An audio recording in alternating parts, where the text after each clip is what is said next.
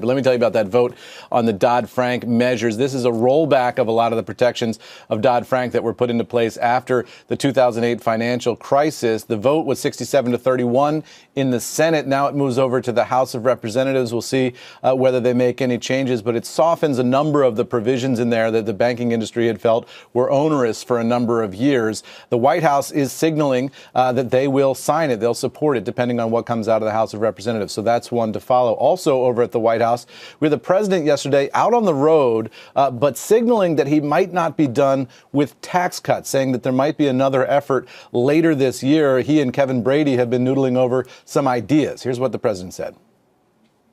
It's going to be something, I think, very special. Kevin Brady's working on it with me. Congress is working. The Senate's working. And unfortunately, on the original, we didn't have one Democrat vote, which is pretty incredible. And now they're regretting it. But we're going to do a phase 2, and it's going to be something. So the president's saying there's going to be a phase 2 for tax cuts. Not clear exactly what's in there. Details a little amorphous at this point. A lot of people on Capitol Hill would tell you that it's not likely that they're going to be able to pass something that adds to the deficit between now and the election, but it will give Republicans something to run on going into November.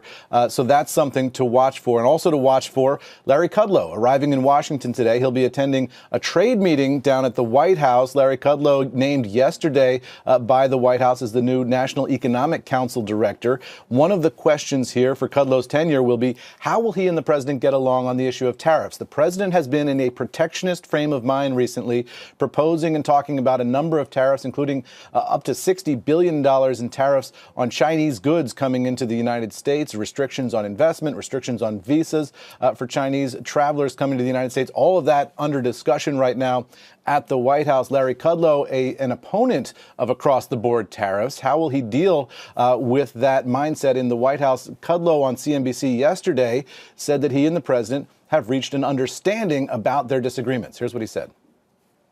Look, I've known the president a long time. We have mutual admiration society.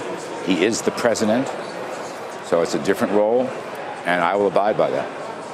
There may be agreements, there may be disagreements. We'll talk it through. But as I said, once decisions are made, that's it. It's time to execute.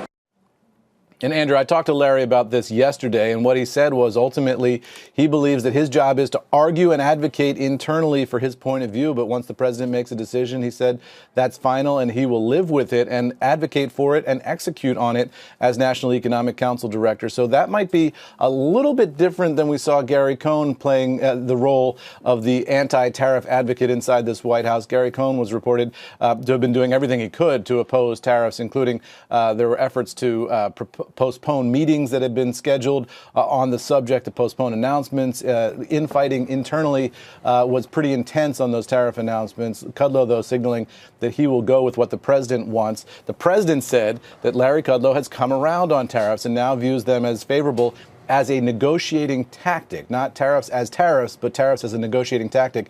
So maybe, guys, that's where they'll meet in the middle on that issue.